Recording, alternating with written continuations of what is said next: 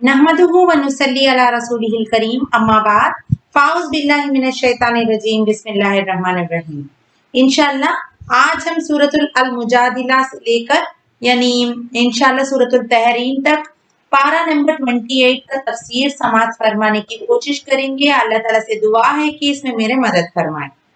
तो यहाँ पर जो भी यानी पारा 28 में पूरे तकरीबन जैसे कि मैंने बताया कि आखिरी पारों में तक या आखिरी सूरतों में तकरीबन हमको यानी आखिरत का जिक्र किया गया है और उसके साथ साथ यानी इंसान किस तरीके से अपनी जिंदगी को यानी बेहतर बना सकता है, आखिरत के लिए किस तरीके से तैयार हो सकता है, इसके बारे में बहुत कुछ तफसील बताया गया। लेकिन खास पारा नंबर 28 में तकरीबन सूरतें जो है ये तमाम मदनी सूरतें हैं। ये 9 सूरतें पाए जाते हैं यहाँ पर, ये तमाम भी मदनी है। और जैसे कि आप सबको मालूम है मक्की सूरतों में तौहीद, रिसालत और आखिरत का जिक्र बहुत कुछ किया गया है, लेकिन मदनी सूरतों में हमको अहकामात के बारे में बात की जाती है। तो यहाँ पर भी यानी मदनी सूरतों में कुछ अल्लाह के रसूल सल्लल्लाहु अलैहि वसल्लम के जिंदगी से जुड़े हुए चंद वाकयात के साथ साथ अल्लाह ताला यहाँ पर मोमिनों को, मुनाफिक को और मुशरिकीन को मुखातिब करते हुए अलग अलग जगह पर अल्लाह सुब्हानहू तआला यानी उनसे उनको एड्रेस करते हुए चंद अहकामात नाजिल किए और जिंदगी के चंद पहलू के बारे में बात किए हैं।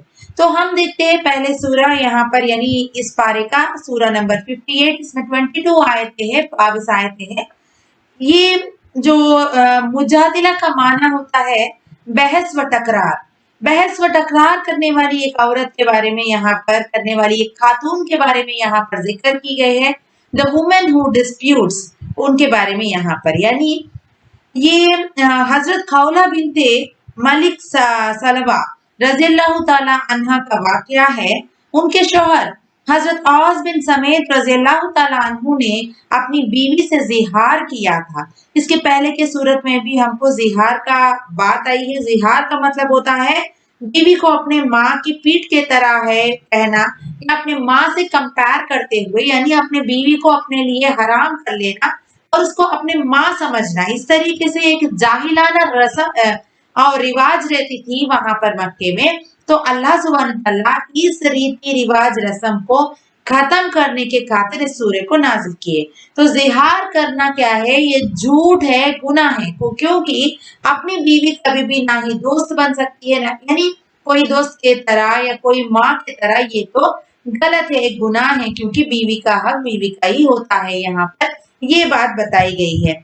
और यहाँ पर अल्लाह सुब्हानहू तआला ये भी बता दिए अगर कोई इस तरीके से जिहार कर लिया उसका कफारा भी है बोल के बताया गया। अब देखिए वो कफारा इस तरीके से है कि एक गुलाम को आजाद करना या 2 महीने का मुसलसल रोजे रखना है या तो 60 मिस्किन को खाना खिलाना, ये इसका जिहार का कफारा बताया गया है। फिर रुकू नंबर 2 में अल्लाह सुब्हानहू तआला अपने इल्म के एतबार से हर एक के साथ है बोल के बता रहे थे, यानी हर किसी के साथ है अल्लाह ताला और हर किसी के बारे में इल्म रखने वाले हैं अल्लाह ताला। हर जाहिरी और पोशीदे बातों को जानने वाले हैं अल्लाह ताला। हालांकि दिलों के अंदर जो इरादे हैं, जो नीयतें हैं, जो दिल के अंदर जो ख्यालात होते हैं, उसके बारे में भी अल्लाह ताला जानते हैं।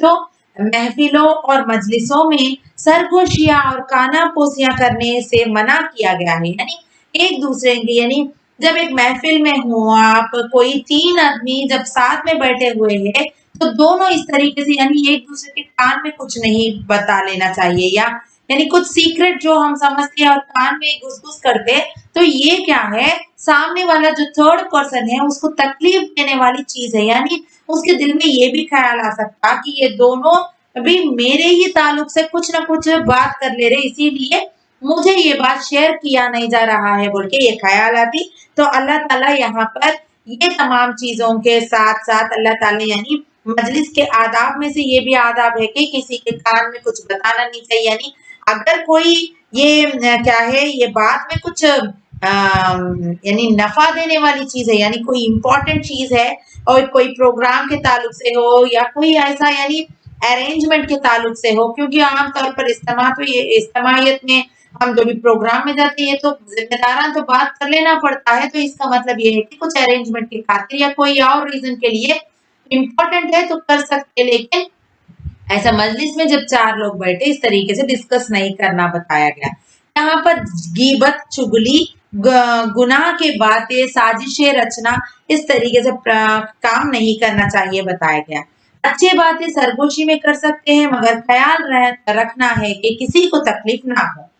सलाम करने का भी तरीका बताया गया है और अल्फाज सिखाए गए हैं यहाँ पर कि अस्सलाम वालेकुम व रहमतुल्लाहि व बरकातुहू, सलामती हो तुम पर बोल के इस तरीके से सलाम का तरीका सिखा दिया गया है। और मस्जिदों और मजलिसों में खुशादगी पैदा करना, गुनाहों की पकड़ दुनिया में हो या ना हो लेकिन आखिरत में तो जरूर होगी बोल के अल्लाह ताला बताए। तो गुनाह क्या है? कबीरा गुनाह भी होते हैं, सगीरा गुनाह भी होते हैं। कबीरा गुनाह यानी बड़े बड़े गुनाह, जैसे कि चोरी, जिना, कत्ल और कई सारे कबीरा गुनाह भी 70 बताए गए हैं। तो हो सकता कि हम कबीरे गुनाह से बच जाए, लेकिन अल्लाह सुब्हानहू तआला फरमा रहे ये जो सगीरा गुनाह होते हैं यानी हम जिसको छोटे मान लेते हैं, लेकिन ये भी आपको जन्नत से महरूम करने वाली चीज बन सकते हैं, क्योंकि हाँ जाने अनजाने में भी जो भी गलतियां हो जाती है, जैसे कि हम किसी का दिल को दुखाते या कोई और बात ऐसी हो जाती है हमसे, तो ये भी गुनाह को अल्लाह ताला यानी अगर अल्लाह ताला पकड़ लेंगे तो बहुत बड़ी बात हो जाएगी। तो अल्लाह ताला से हर हमेशा गुनाहों के लिए दरगुजर और माफी तलब करते रहना अल्लाह ताला से, और उसके साथ साथ हमारे जिंदगी का मामूली ये बना लेना चाहिए कि हर रोज रात में सोने से पहले हम एक बार अपने आप को याद करें, 3 चीजों के बगैर, 3 काम करे बगैर कभी भी हम सोना नहीं चाहिए। पहला चीज ये है कि आप तौबा कर लें, यानी जो कुछ गुनाह जाने में अनजाने में हो चुके हैं उस दिन, या आपकी पिछली जिंदगी में जितने भी गुनाहें हो चुके हैं, हाँ बेशक गुनाह और गलती हुए बगैर तो कोई इंसान रह ही नहीं सकता, क्योंकि इंसान तो बशर है। तो हमारे किए हुए गुनाह और गलतियों के लिए हम तौबा और इस्तगफार करें। फिर उसके साथ साथ हम हमारे खुद का एहतसाब कर लिया जाए। हाँ एवरी डे सोने से पहले आज मैंने क्या किया, क्या मैं जन्नत में जाने की हकदार हूँ जो मेरे अमाल के मुताबिक, या ये मेरे अमाल जो कुछ मैंने आज किया ये मुझे दोजख के आग की तरफ ले जाने वाले हैं। क्योंकि हम अपने खुद के एहतसाब करना, हमारे खुद की यानी इस तरीके से टेस्ट कर लेना कि हम टटोल लेना हमारे दिल को, हम क्या कुछ अमाल किए आज के दिन में बोल के, इस तरीके से एहतसाब। ये सिर्फ एहतसाब एवरी डे, ये तो पार्ट ऑफ द लाइफ बन जाना चाहिए कि ये आपकी मामूली रूटीन बन जाना चाहिए सोने से पहले। इसके साथ साथ कभी कभार तन्हाई में, अब तो बहुत बेहतर मौका है, आज से तो ताखरात शुरू हो गए हैं, तो ऐसे तन्हाई में आप अल्लाह के साथ सामने गिड़गिड़ाते हुए दुआएं करते हुए उसके साथ साथ आप बैठकर अपने खुद के एहतसाब कर लीजिए, क्या गुनाह कर चुके हैं हम, क्या नेक अमाल करें, क्या हमारे किस तरीके से हमारे अंदर क्या चेंजेस होना चाहिए, क्या तब्दीली लाना चाह रहे हैं, हमारे एहतसाब कर ले और अल्लाह के सामने ये तमाम हमारे जो रिपेंट करते हैं इसको अल्लाह के सामने कर लिया जाए। और तीसरी चीज जो है, हम एक नई अज़्म और इरादा के साथ सो जाए, कि क्योंकि क्या पता अल्लाह ताला हमारे रूहों को कब कब्ज करने वाले हैं, हमारी मौत कब आने वाली है, इसका तो हमें पता ही नहीं है। इसीलिए हम ये ख्याल के साथ सो जाना चाहिए कि कल के लिए यानी मेरे आखिरत के लिए मैं दुनिया में कल क्या करूंगी, कल सुबह उठकर क्या नेक काम करूंगी, या इंशाल्लाह मेरे नेक्स्ट का प्लानिंग क्या है बोल के इस तरीके से एक पुख्ता अज़्म और इरादा के साथ आप उसके बाद ही आपके आंख लगना चाहिए, सो दैट इस तरीके से आप एक नेकी का इरादा भी करें। तो अल्लाह सुब्हानहू तआला फरमा रहे अगर तुम गुनाह का इरादा किए दिल में, लेकिन अगर वो गुनाह नहीं किए तो अल्लाह ताला उसको सजा नहीं देने वाले हैं, लेकिन अगर आप नेकी का इरादा किए लेकिन वो नेकी करे बगैर ही अगर आपका मौत आ जाए, या तो आप वो नेकी कोई वजह से नहीं कर सके लेकिन इरादा तो कर लिए, तो अल्लाह सुब्हानहू तआला फरमा रहे कि उसका बराबर जितना नेकी कर चुके हैं आप, जितना अजर मिलने वाला है अगर नेकी करे तो उतना ही अजर आपको सिर्फ इरादे करने पर भी दूंगा बोल के अल्लाह के रसूल सल्लल्लाहु अलैहि वसल्लम के हदीस के जरिए से मालूम होता है। तो हम हर रोज सोने से पहले 3 काम करके सो जाए, तौबा और एहतसाब, और उसके साथ साथ अज़्म, पुख्ता अज़्म और इरादा, नेक इरादा कर लेते हुए सो जाए। और अगर कभी रात में आंख लग जाने के बाद कभी कभार हमारे दिल में ये ख्याल आया, कोई गुनाह आप जो करे उसको याद आ गए, तो फौरन जैसे ही आप उसी वक़्त उठ जाए और फौरन तौबा कर लीजिए, अल्लाह के सामने गिड़गिड़ा कर तौबा कीजिए, इंशाअल्लाह आपकी तौबा कबूल करने वाले हैं। अल्लाह ताला तो गफूर रहीम है। तो हम ये कोशिश करना चाहिए कि इस तरीके से सच्चे दिल से तौबा करना चाहिए। बात इस ये जो सूरा में है इसका ज्यादा तफसीलात से तो गुनाह और तौबा के बारे में नहीं है, लेकिन कुछ अच्छे बातें बताने का मौका आ गया तो मैं बताते हुए आगे बढ़ रही हूँ। फिर उसके बाद अल्लाह सुब्हानहू तआला सूरत अल मुजादिला में तीसरी रुकू में मुनाफिकीन के बारे में बताए है। वो झूठे खसमे खाकर यकीन दिलाते हैं, वो अल्लाह के राह से खुद भी रुकते हैं और दूसरों को भी रुकाते हैं। गैर मुसलमानों से उनकी दोस्ती होती है। इन लोगों के लिए रुस्वाकुन अजाब है बोल के बताया गया। इनके माल और औलाद आखिरत में कोई काम नहीं आने वाले हैं, ये हमेशा के लिए जहन्नुम में रहने वाले हैं। ये लोग क़यामत के दिन भी झूठे खसमे खाएंगे। ये लोग अल्लाह और उसके रसूल सल्लल्लाहु अलैहि वसल्लम की मुखालिफत करते हैं। वो दुनिया और आखिरत में सिवाय जिल्लत और रुसवाई से कुछ नहीं हासिल होगा उनको। जो लोग अल्लाह और आखिरत पर ईमान रखते हैं वो अल्लाह और रसूल के दुश्मनों से मोहब्बत नहीं कर रखते। अल्लाह और रसूल से मोहब्बत रखने वालों को अल्लाह ताला जन्नत में दाखिल करेगा और वो राजी हो जाएगा। तो यहाँ पर मुनाफिकीन के बारे में भी यहाँ पर हमको जिक्र मिलता है। तो फिर उसके बाद है सूरतुल अल हश्र। आप सबको मालूम है हश्र का माना क्या है। तो हश्र यानी जो आपका क्या हशर हो सकता है उसका भी मतलब है, और हश्र के मैदान से भी ताल्लुक है। यहाँ पर ये सूरे यहूद के एक कबीले बनु नजीर के बारे में है। तो उसके बारे में नाजिल हुआ था, इसीलिए इस सूरे का और एक नाम सूरे नजीर भी है। इसका नाम सही बुखारी के हदीस से मालूम होता है। यहूदिया को यानी उन लोगों का एक मुआहिदा था कि आप सल्लल्लाहु अलैहि वसल्लम से वो मुसलमानों को के साथ अमन से रहेंगे। यानी जो कबीला था इसके साथ अल्लाह के रसूल सल्लल्लाहु अलैहि वसल्लम की इस तरीके से यानी वादा किए थे वो लोग कि कभी मुसलमानों को नहीं सताएंगे, लेकिन मुसलमानों के साथ मिलकर मदीने को हिफाजत से रखेंगे, दुश्मनों से लड़ेंगे नहीं। लेकिन इन लोगों ने वादा खिलाफी की थी, मुसलसल साजिशें रचते रहे और आप सल्लल्लाहु अलैहि वसल्लम को कत्ल करने की कोशिश की। तो अल्लाह सुब्हानहू तआला के हुक्म से आप सल्लल्लाहु अलैहि वसल्लम ने बनु नजीर पर हमला किया था। तो बनु नजीर मजबूत किलों में खिलाबंद यानी छुप गए थे। आखिर उनको जिलावतनी का सजा सुनाई गई। फिर वो अपने घरों को तोड़ते हुए मैदान छोड़कर खैबर चले गए। ये उनका पहला हशर था, यानी फर्स्ट थिंग जो उनके साथ हुआ। मुसलमानों ने बनी नजीर के कुछ खजूर के दरख्तों को बर्बाद कर दिया। ये अल्लाह ताला के हुक्म से किए ताकि उनके दिलों पर रुआब डाल सके। मैदान में बिना जंग किए ही मुसलमान को माले गनीमत हासिल हो गया। ये माल अल्लाह के रसूल सल्लल्लाहु अलैहि वसल्लम और उनके रिश्तेदारों और यतीमों को और मिस्कीनों के लिए है, मुसाफिरों के लिए है बोल के बताया गया। और इसके साथ साथ यहाँ पर माले गनीमत के साथ साथ अल्लाह सुब्हानहू तआला माले फ़ै के बारे में बताए। जो माल जो बिना जंग लड़े हासिल होता है उसको माले फ़ै कहते हैं। माले फ़ै उन लोगों को के लिए है जो मुहाजिर है, जो अपने घरों को छोड़कर हिजरत करके आए हैं। तो अंसार अपने मुहाजिरीन भाई के लिए दुआ मांगी है। इसका जिक्र भी आयत नंबर 10 में है। फिर यहाँ पर फिर से मुनाफिकीन का जिक्र है कि वो झूठे वादे करते हैं। ये मुशरिकीन और मुनाफिक आपस में इत्तेफाक नहीं करते अपने काम अकली के वजह से, यानी वो लोग अकल से काम नहीं लेते बोल के बताया गया। और शैतान उससे बरात का इजहार करता है, यानी शैतान का यानी लानत भी है ये लोगों के लिए। ये शैतान का और खुद मुनाफिक और मुशरिकीन का भी अंजाम जहन्नुम ही है, जहां वो हमेशा रहेंगे बोल के बताया गया। फिर रुकू नंबर 3 में, इस रुकू में अल्लाह सुब्हानहू तआला ईमान व अहले ईमान से खिताब कर रहे हैं। अल्लाह से डरने को कहा गया है। ڈر کا مطلب یہ نہیں ہے کہ جن کاموں کو کرنے کا حکم دیا گیا ہے اس کام کو بجا لانا ہے، اور جن کاموں سے منع کیا گیا ہے ان کام سے رک جانا چاہیے، یعنی تقوی اختیار کرنے کے بارے میں بتایا گیا ہے۔ اللہ سے ڈر کا مطلب یہاں پر تقوی اختیار کرنا۔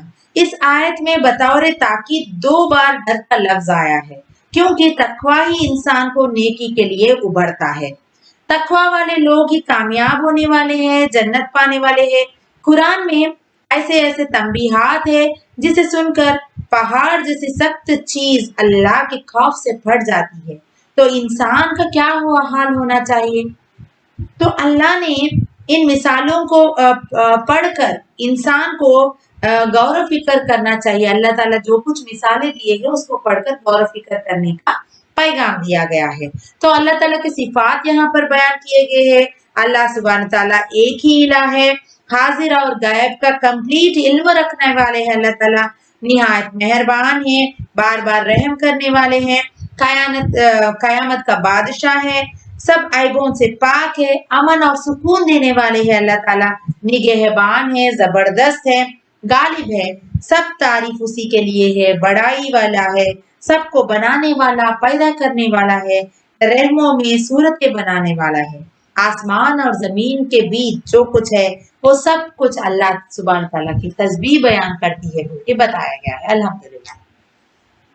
پھر ہم دیکھتے ہیں سورۃ الممتحنہ، یہ سورہ نمبر 60، اس میں 13 آیت ہے، 2 رکوع ہے، یہ بھی مدنی سورت ہے۔ اللہ سبحانہ تعالیٰ نے اس سورت میں کچھ عورتوں کا ذکر کیے ہے جو مکہ سے مدینہ ہجرت کر کے آئی ہے، ان کو جانچ پڑتال کرنے کا حکم دے رہے ہیں اللہ تعالیٰ۔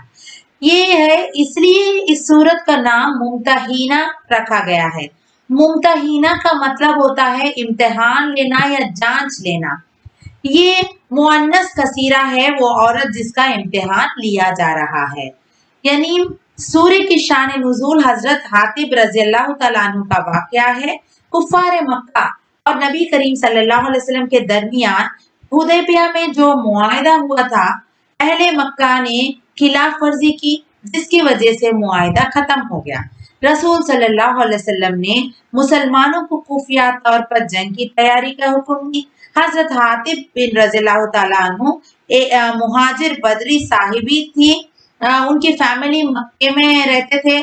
انہوں نے سوچا کہ قریش کو رسول اللہ صلی اللہ علیہ وسلم کے حملے کے ارادہ کے بارے میں بتا دوں تو وہ اس احسان کے بدلے ان کی فیملی کو نقصان نہیں پہنچائیں گے۔ تو انہوں نے ایک خط لکھ کر ایک عورت کے ذریعے سے مکہ بھیجا۔ تو انہوں نے یہ بات اللہ تعالیٰ وحی کے ذریعے سے رسول اللہ صلی اللہ علیہ وسلم کو بتا دی۔ اس کی ذکر یہاں پر ہے۔ مسلمانوں سے کہا جا رہا ہے کہ اللہ اور اللہ کے دین کے دشمنوں سے دوستی کبھی بھی نہ کیا کر۔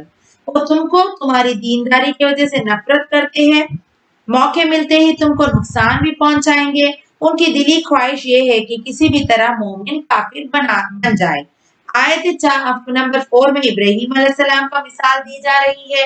ابراہیم علیہ السلام کس طرح یعنی اپنے قوم والوں کو، رشتہ داروں کو توحید کا دعوت دی ہے، اس کا ذکر یہاں پر کیا گیا ہے۔ پھر یہاں پر یعنی ابراہیم علیہ السلام کا ساری زندگی ہی ہمارے لیے مثال ہے۔ پھر رکو نمبر 2 میں ان لوگوں کے ساتھ ہم اچھا سلوک اور دوستی اور اچھے معاملات کر سکتے ہیں جو ہمارے دین کے بارے میں ہم سے لڑ نہیں رہے ہیں۔ ہجرت کر کے آنے والی عورتوں کو جانچ لیا کرو، کہیں وہ جاسوس یا دشمن کی چال تو نہیں ہے۔ یعنی یہاں پر کیونکہ یہاں پر جو صحابی کا نام بتایا گیا ہے، ان کا واقعہ یہاں پر بتایا گیا کہ جس طریقے سے ایک عورت کے ذریعے سے وہ خط بیچ کر یعنی نبی کریم صلی اللہ علیہ وسلم کے ساتھ لڑائی کا یعنی ان سے جنگ کا ارادہ کرے، تو یہاں پر اللہ تعالیٰ بتانا چاہ رہے کہ کیسے ہے عورتیں، یعنی ایک جو ہجرت کر کے آئے خالص اللہ کے لیے ہی آئے، یا تو یہ لوگ دشمن ہیں اللہ کے رسول صلی اللہ علیہ وسلم کا، اس کا جانچ پڑتال لے کر ان لوگوں کو آنے دیجئے، یعنی آپ ان کے ساتھ دوستی کیجئے۔ بلکہ ایک چھوٹا سا پیغام ہے سورت۔ اگر وہ سچ میں ہجرت کر کے آئی تو ان کا استقبال کرو، وہ تمہارے لیے حلال ہے، تم ان سے نکاح کر سکتے ہو، اور ان عورتوں کے لیے کافر شوہر حرام ہو گئے۔ مومن مردوں کی بیویاں اگر ایمان نہیں لائی تو انہیں ان کا مہر ادا کر کے ودا کر دینا چاہیے، کیونکہ ان کی کفر کی وجہ سے مومن مردوں پر حرام ہو گئی ہے۔ تو یہاں پر بتایا گیا مومن مرد مومن عورتوں کے لیے ہے اور کافروں کے لیے کافر ہے بول کے یہ بات بتائی گئی ہے۔ آخرت سے مایوس ہونے سے مراد قیامت کے دن پر ایمان نہیں ہونا۔ تو یہاں پر اللہ سبحانہ تعالیٰ یعنی آخرت پر اور قیامت پر ایمان لانے کا پیغام دیے ہیں۔ پھر اس کے بعد ہم دیکھتے ہیں سورۃ الصاف۔ سورہ صاف اس میں 14 آیتیں ہیں اور یہ 61 سورہ نمبر 61 مدنی سورت ہے۔ اس سورت کی شان نزول یہ ہے یعنی اس وقت نازل ہوئی، کچھ صحابہ اکرام اب آپس میں یہ کہہ رہے تھے کہ اللہ تعالیٰ کے سب سے پسندیدہ عمل کون سا ہے؟ رسول صلی اللہ علیہ وسلم سے پوچھ کر اس پر عمل کریں گے، مگر کسی کی ضرورت نہیں ہو رہی تھی پوچھنے کی۔ تو اس وقت یہ آیت نازل ہوئی، ترمذی کی حدیث ہے۔ یہاں مسلمانوں کو تاکید دی جا رہی ہے، اپنے منہ سے ایسے باتیں کیوں نکالتے ہو جو عمل نہیں کرتے ہو۔ اللہ تعالیٰ کو جھوٹ سخت ناپسند ہے، یعنی یہاں پر اللہ کو کون سی عمل پسند ہے اس کے اوپر عمل کریں گے بول کے یہ چند لوگ کہہ رہے تھے صحابوں کے ساتھ مل جل کر، لیکن یہاں پر اللہ تعالیٰ ان لوگوں سے کہہ رہے ہیں کہ تم وہ بات کیوں کہتے ہو جو تم خود عمل نہیں کرتے۔ مثال کے طور پر کوئی بھی انسان آپ کو دیکھ کر یعنی آپ کے اسلام کو یا آپ کے دین کو پسند نہیں کرتا، یعنی کوئی بھی آپ کی بات سن کر وہ پسند نہیں کرتا، لیکن آپ کو دیکھ کر آپ کے اعمال کو دیکھ کر وہ بے شک پسند بھی کرتا ہے وہ باتوں کو، اور جب آپ کوئی بھی بات عمل کرے بغیر دوسروں کو بول دے تو وہ باتوں پر زیادہ اثر نہیں ہوتی۔ تو اسی لیے اللہ سبحانہ تعالیٰ یہاں پر یہ پیغام دے رہے ہیں کہ تم کیوں وہ بات کہتے ہو جو تم عمل نہیں کرتے۔ اللہ تعالیٰ کو وہ عمل بہت پسند ہے جس میں انسان صف بند کر جہاد کے لیے نکلتا ہے۔ موسیٰ علیہ السلام کی قوم نے موسیٰ علیہ السلام کے دین کو دعوت دی تو جھٹلائی، عیسیٰ علیہ السلام کی قوم نے بھی جھٹلایا، پھر اللہ نے سزا کے طور پر ان کو ہدایت سے دور کر دیا۔ نافرمان قوم کو اللہ تعالیٰ ہدایت دیتے نہیں ہیں۔ تو یہ حضرت عیسیٰ علیہ السلام نے اپنے بعد آنے والے آخری پیغمبر محمد صلی اللہ علیہ وسلم کی خوشخبری دی، پھر ان لوگوں نے اس بات کو بھی جھٹلا دیا۔ اللہ کے نور سے مراد یہاں پر اللہ تعالیٰ کی دین کی باتیں اور قرآن ہے۔ اس رکوع میں دوسرے رکوع میں اللہ سبحانہ تعالیٰ دردناک عذاب سے بچانے کے لیے کچھ فائدہ مند اعمال بتا رہے ہیں، یعنی جو جہنم کی آگ سے اپنے آپ کو بچانے کے لیے کون سے اعمال کرنا چاہیے اس کے بارے میں یہاں پر ذکر کی گئی ہے۔ پہلے تو اللہ پر اور اس کے رسول پر ایمان لائے، اللہ کے راہ میں اپنے مالوں سے اپنے جانوں سے جہاد کرنا، نیک عمل سے بندوں کی گناہ کی مغفرت فرمائے گا اللہ تعالیٰ اور جنتوں میں داخل کرے گا، دنیا میں فتح حاصل ہوگی اور آخرت میں جنت میں داخل کرے گا اللہ تعالیٰ۔ اور اے مسلمانوں، آپ حواریوں کی طرح بن جاؤ جو اپنے رسول عیسیٰ علیہ السلام کی اللہ کے راہ میں بے انتہا مدد فرمائی تھی، یعنی حواریاں جو عیسیٰ علیہ السلام کے ساتھ جو فالوورز تھے ان میں سے جو عیسیٰ علیہ السلام کو مدد کیے یعنی اللہ کے دین کو آگے پہنچانے کا، اسی طریقے سے نبی کریم صلی اللہ علیہ وسلم کے ساتھ بھی آپ لوگوں مدد کرو دین کو آگے پہنچانے کے لیے بول کے یہاں پر کہا جا رہا ہے الحمدللہ۔ ہم دیکھتے ہیں اس کے بعد سورۃ الجمعہ، سورہ جمعہ۔ اس سورت میں جمعہ کی نماز کے کچھ احکامات ہیں، اسی لیے اس سورت کا نام جمعہ ہے۔ امیوں سے مراد عرب ہے جن کے اکثریت ان پڑھ تھی، یعنی عرب کے زمانے کے لوگ کئی سارے لوگ یہ تو ان پڑھ لوگ تھے، ان کے پاس کوئی آسمانی کتاب نہیں نازل ہوئی تھی، مگر آپ صلی اللہ علیہ وسلم تمام انسانیت کے لیے نبی بنا کر بھیجے گئے ہیں۔ وہ قرآن کی آیتوں کی تلاوت سناتے تھے، لوگوں کی تزکیہ کرتے تھے، کتاب کو سکھاتے تھے اور حکمت کو سکھاتے تھے۔ فضل یعنی نبوت، ہدایت، کتاب کی سمجھ، یہ تمام چیزیں فضیلت کے طور پر اللہ تعالیٰ نے اللہ کے رسول صلی اللہ علیہ وسلم کو عطا کی۔ اللہ کی کتاب پر عمل نہیں کرنے والوں کی مثال ایک گدھے کی طرح ہے یہاں پر، جو اپنے اوپر بوجھ لڑ کر چلتے ہیں مگر اس کو اس کی قدر و قیمت نہیں معلوم ہوتا ہے۔ اگر یہود دعویٰ کرتے ہیں جنت ان کے لیے ہے تو موت کی تمنا کیوں نہیں کرتے ہیں؟ تو یہاں پر ایک گدھے کی مثال دیتے ہوئے اللہ سبحانہ وتعالیٰ فرما رہے ہیں، جب گدھے کے اوپر بوجھ رکھتے ہو تو وہ بوجھ کا جو یعنی اس کا قیمت وہ نہیں جانتا، یعنی چاہے اس کے اوپر جو کچھ بوجھ رکھے وہ کتابوں کا ہی بھی کیوں نہ ہو یا کوئی اور چیز کا بھی، یعنی وہ کتنی قیمتی چیز ہے یا تو کیا چیز ہے اس کا علم نہیں ہوتا۔ اسی طریقے سے یہود کیا کرتے ہیں، یعنی ہمارے لیے جنت ہے بول کے وہ لوگوں کا بہت اسٹرانگ بلیف تھا کہ ہمارے قوم کو تو یعنی کوئی بھی ایسا جہنم کی آگ چھو ہی نہیں سکتی، اگر جہنم کی آگ ہم کو چھوئے گی بھی تو صرف چند دیر کے لیے، تھوڑا سا ٹائم پیریڈ کے لیے بول کے وہ لوگ مانتے تھے۔ تو اللہ تعالیٰ یہاں پر سوال کر رہے ہیں، پھر جب ان لوگوں کو اتنا کانفیڈنس ہے کہ وہ لوگ جہنم میں جانے والے ہی نہیں ہیں تو پھر کیوں موت کی طلب نہیں کرتے لوگ، موت کی طلب کر کے دکھائیے بول کے بتا۔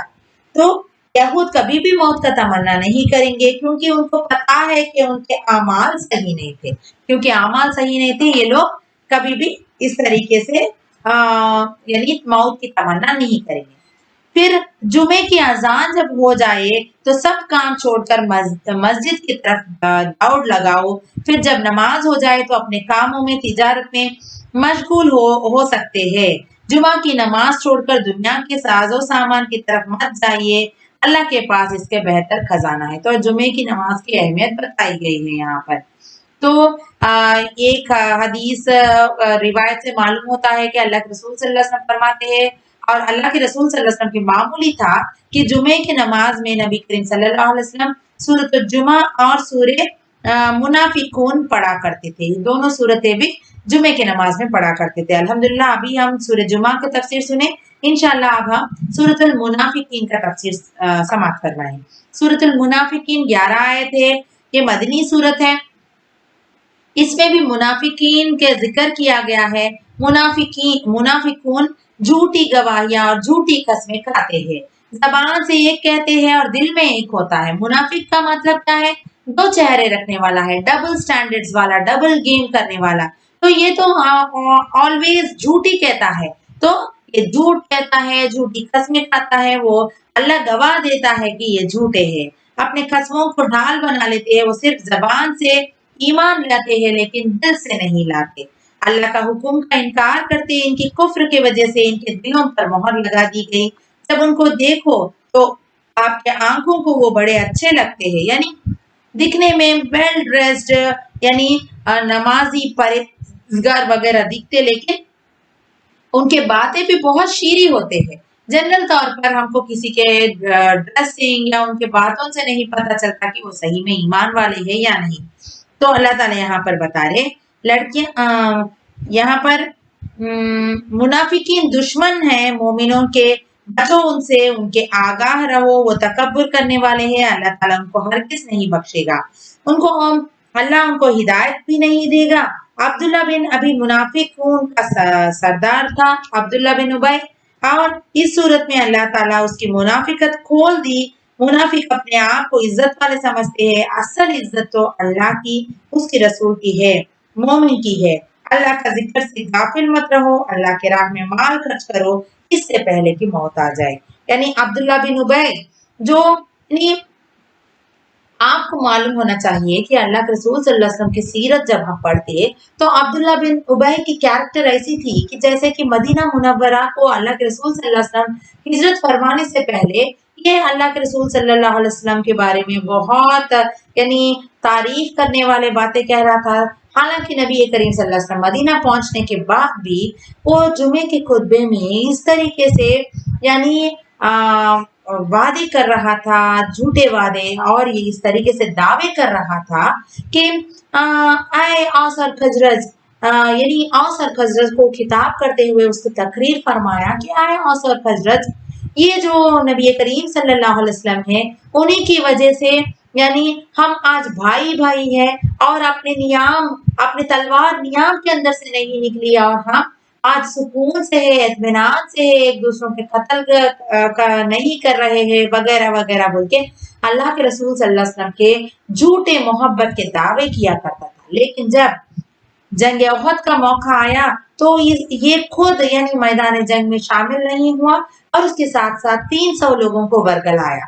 तो यहाँ पर उसका जिक्र खोल कर अल्लाह ताला सामने रख दे रहे कि ये मुनाफिकों का सरदार है, ये मुनाफिक है, झूठा है और ऐसा इंसान को अल्लाह ताला दोहरा आजाब देंगे और दोजख के सबसे निचले दर्जे में मुनाफिकीन का आजाब होगा बोल के जिक्र किया गया है। तो यहाँ पर उसकी जिक्र आई है। फिर उसके बाद हम देखते सूरत अत-तगाबुन। ये इसमें 18 आयत है, 2 रुकू है, सूरा नंबर 64, ये भी मदनी सूरत है। तगाबून का मतलब होता है एक दूसरे के बीच जो हक की कमी की जाती है उसको पूरा करना। दुनिया में एक दूसरे का हक बंदे एक दूसरे का हक मारते हैं तो कयामत के दिन उसका बदला लिया जाएगा। यानी तगाबून का मतलब होता है एक दूसरे के हक को मारना, कोई लॉस यानी कोई कम करके देना, कुछ उनका हक तलफी करना, इसके बारे में बात की गई है। अल्लाह के हक में जो कमी करता है उसको जहन्नुम में डाल दिया जाएगा। अल्लाह ताला खालिक है, राजिक है और दिलों का हाल जानने वाला है। जिसने अल्लाह को और उसके रसूल सल्लल्लाहु अलैहि वसल्लम को इनकार किया उस पर दर्दनाक अजाब है। जिसे यौम तगाबून यानी कयामत का दिन कहा गया। कयामत का दिन का और एक नाम है यौम तगाबून। आमालों का हिसाब होगा उस दिन। नेकोकारों को जन्नत में दाखिल किया जाएगा। जिसने कुफ्र किया, किताब की आयतों को इनकार किया, उनको आग में दाखिल किया जाएगा बोल के बताया गया। फिर अल्लाह के रसूल सल्लल्लाहु अलैहि वसल्लम की इताअत करो। रसूल सल्लल्लाहु अलैहि वसल्लम के जिम्मे तो सिर्फ हक को पहुंचाना है, हिदायत देना तो अल्लाह ताला का काम है। जब ये मुसीबत आए तो अल्लाह ताला पर तवक्कुल रखो और साबित कदम रखो। माल और औलाद तुम्हारे लिए आजमाइश है बोल के बताया गया। अल्लाह के राह में कर्जे हसना दो, अल्लाह ताला कई दुगना अजर बढ़ा कर देगा और गुनाहों की बख्शिश होगी अल्हम्दुलिल्लाह। तो यहाँ पर तगाबुन में यही बात बताई गई कि किसी की हक मारे तो चाहे वो बीवी का, बच्चों का, औलाद का, पड़ोसी का, माँ बाप का या किसी के हक में कम ज्यादती करे तो अल्लाह ताला उसको माफ करने वाले नहीं है और इसके मुताबिक उसका अमाल की हिसाब लेकर अल्लाह ताला यौम आखिरत के दिन यानी उसका हिसाब किताब लिया जाएगा बोल के बताया गया। फिर इसके बाद सूरत तलाक, ये सिर्फ 12 आयतें हैं, 2 रुकू है, सूरा नंबर 65। ये इट इज द शॉर्ट सूरा सिमिलर टू निसा बोल के बताया गया। यानी निसा सूरतुन निसा का ही मफहूम इसमें भी मिलती जुलती है। तो तोहर की हालत में या तलाक देना नहीं, तलाक देना है बोल के बताया गया यहाँ पर। यानी हैज से पाक होने के बाद, हैज के हालत में हैज से पाक हो जाने के बाद ही तलाक दिया करो बोल के अल्लाह ताला की यहाँ पर एहकाम नाजिल किया गया है। क्योंकि तलाक के बाद 3 महीने इद्दत शौहर के घर गुजरना है, 2 गवाही बना लेना है। हामिला औरत की इद्दत तो उसकी डिलीवरी तक होता है। उसको रोकना है तो भलाई से रुकाए या अच्छी तरीके से उसको यानी रुखसत कर दे। अगर विदा करना है तो तभी भले तरीके से करो बोल के बताया गया। तलाक के बाद बीवी बच्चे को अगर दूध पिलाए तो उसकी उजरत अदा करो, यानी उसको जो भी खर्चा है उसको अदा करो बोल के। यानी अल्लाह ताला यहाँ पर कई सारे अहकामात यानी औरतों के मामलात के ताल्लुक से यानी तलाक के बारे में बताए हैं। तो यहाँ पर क्योंकि अगर औरत प्रेग्नेंट है तो ये हामिला है तो मालूम होना चाहिए कि उस तरीके से यानी उसको तलाक दे या नहीं। इसीलिए तलाक का तरीका भी हम देखते हैं कि एक 3 मेंस्ट्रुअल साइकिल के बाद ही ये तलाक का बात की जाती है। तो अल्लाह ताला इसके पहले भी कई सारे आयतों में बताए कि मच्छर मिसाल देने भी शर्माता नहीं हूँ बोल के। तो ये जो नेचुरल फिनोमिनन है एक औरत के अंदर, इसके बारे में भी अल्लाह ताला इसीलिए बता रहे क्योंकि ये हक की बात है। वुमेन्स राइट्स के बारे में या वुमेन को जितना रेस्पेक्ट इस्लाम में दिया गया है कोई और मजहब में नहीं की गई है। तो इसके बारे में کیونکہ جانکاری کرنا ہمارے لیے بے انتہا ضروری ہے، تو یہاں پر طلاق کے بارے میں بھی اللہ تعالیٰ یعنی اس کے کیا رولز اینڈ ریسٹرکشنز ہے اس کے بارے میں یہاں پر بتایا گیا۔ ہم عام طور پر سماعت قرآن میں بھی ہو یا جب کبھی بھی ہم قرآن پڑھتے اس پر زیادہ غور و فکر نہیں کرتے اور اس کو ایسے ہی یعنی اتنا کانسنٹریٹ کر کے نہیں پڑھتے، لیکن اس کے بارے میں جاننا اسی لیے ضروری ہے کیونکہ جب ہمارے برادران وطن میں ریسنٹلی ہم دیکھے کہ جو ٹرپل طلاق کا جو ایشو ہوا تھا، ہم میں سے کئی سارے عورتوں کو جب پوچھا گیا یا میڈیا کے سامنے یا کوئی جو وطنی بھائی بہن جب ہمارے سامنے کوئی ذکر کرے ٹرپل طلاق کے بارے میں، تو ہم اس کو سپورٹ کرنے کے لیے یا ہم اس کے بارے میں کھول کر واضح کرتے ہوئے یعنی جو اللہ تعالیٰ جو احکامات نازل کیے وہ کتنے سائنٹیفکلی مورلی بھی کتنے یعنی امپورٹنس رکھنے والی چیز ہے، عورت کو ہر طریقے سے یعنی کدھر بھی حق تلفی نہیں کیے ہیں اللہ تعالیٰ، سب سے زیادہ حق ادا کر یعنی عورتوں کے حق کو کس طریقے سے ادا کرنا یہ چیز کو اسلام نے بتائی ہے۔ تو یہ تمام چیزوں کے بارے میں بھی ہم کو علم ہونا چاہیے، تو اسی لیے تھوڑا 2 پوائنٹس یہاں پر بتانے کی کوشش کری ہے۔ پھر اس کے بعد سورہ التحریم، اس سورت کے شان نزول کا ایک واقعہ سے جوڑا ہوا ہے، یعنی کوئی بھی چیز کو اپنے آپ پر پروہیبٹ نہیں کر لینا، بین نہیں کر لینا، جو حلال چیز ہے اس کو اپنے ہمارے لیے خود کے لیے حرام نہیں کر لینا، جبکہ اللہ تعالیٰ نے اس کو حلال کیے ہیں بول کے بتائے۔ تو اس حضرت زینب بنت جہش رضی اللہ تعالیٰ عنہ کہ یہاں آپ صلی اللہ علیہ وسلم نے اپنے آپ پر شہد حرام کر لیا تھا جبکہ یہ آیتیں نزول کیے گئے تھے۔ جیسے کہ اس کی لمبی تفصیل میں جانے کا تو وقت نہیں ہے، لیکن اللہ کے رسول صلی اللہ علیہ وسلم جب شہد یعنی پی لیے تو اس کے بعد یعنی اللہ کے رسول صلی اللہ علیہ وسلم کو نیند لگ گئی، پھر اس کے بعد اللہ کے رسول صلی اللہ علیہ وسلم یعنی وقت پر دوسری یعنی اپنے ازواج مطہرات کے پاس پہنچ نہیں سکے اس وقت، اور کچھ ایسا یعنی وقت پر جو کام کرنا تھا اس کو وہ ٹائملی نہیں کر سکے، اس کی وجہ سے اللہ کے رسول صلی اللہ علیہ وسلم نے یہ ارادہ کر لیے کہ پھر دوبارہ شہد نہ پیا جائے یا نہ لیا جائے، سو دیٹ یعنی کیونکہ نیند کے غلبے کی وجہ سے انہوں نے آپ صلی اللہ علیہ وسلم نے یہ ارادہ کری۔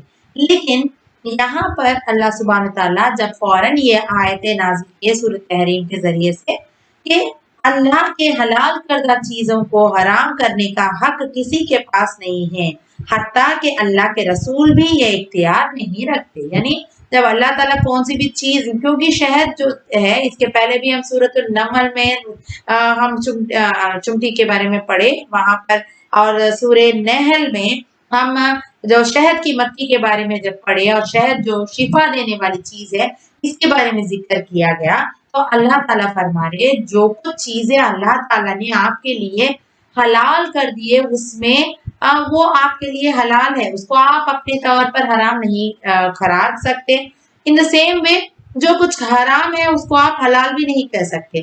تو یہاں پر اللہ تعالیٰ کھانے پینے کے بھی معاملات میں کیوں نہ ہو یا آپ کے زندگی کے لائف سٹائل میں بھی جو کچھ چیزوں کو اللہ تعالیٰ نے حرام کر دیے، ہر چیز کو اگر آپ غور و فکر کریں گے تو سائنٹیفکلی یا مورلی دو طریقے سے بھی یہ تمام چیز پرووڈ ہے کہ اللہ تعالیٰ جو کچھ حلال بتائے اس میں بہت فائدہ مند چیزیں ہیں، حالانکہ وہ آپ کے یعنی جیسے کہ جو احکام بھی ہو یعنی rules and regulations to follow ہو یا کھانے پینے کی چیزوں کے بارے میں بھی ہو، اسی طریقے سے جو حرام بتائے ہیں اس میں کئی سارے نقصان دینے والی چیز ہے جس کو اللہ تعالیٰ نے بیان کیے قرآن کے ذریعے سے اور اللہ کے رسول صلی اللہ علیہ وسلم نے حدیث کے ذریعے سے ہم کو بتائے۔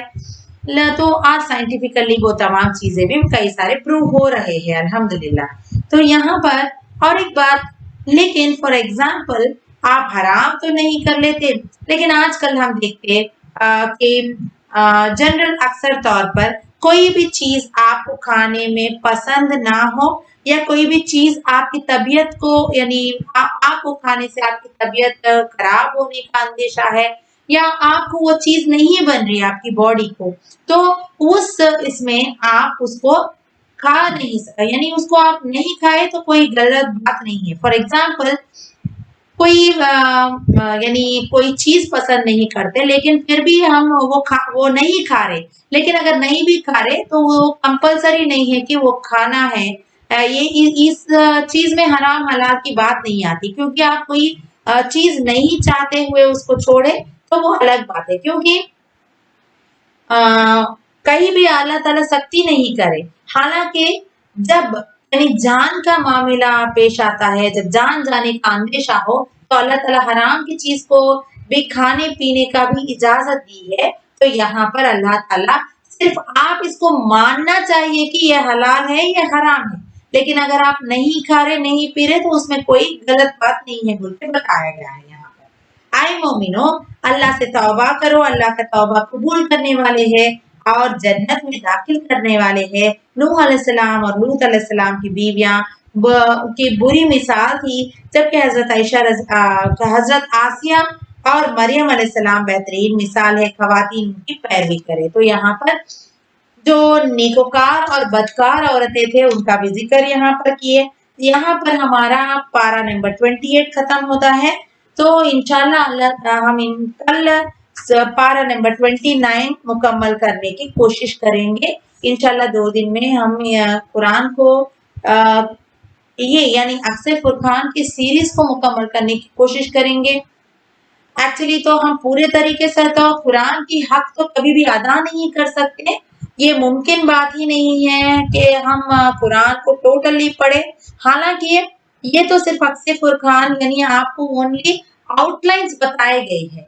अगर आप इसको डेप्थ में तफसीर में पढ़ना चाह रहे तो इसको कितना भी कई सारे तफासिर पढ़ने के बावजूद भी आप जितना नॉलेज गेन करें, जितना आप पढ़े, वो तमाम इसके बराबर है कि आप अपनी उंगली को समुद्र के अंदर डुबोए तो जितना पानी आपके उंगली को लगता है उतना ही आप नॉलेज गेन करने के बराबर है।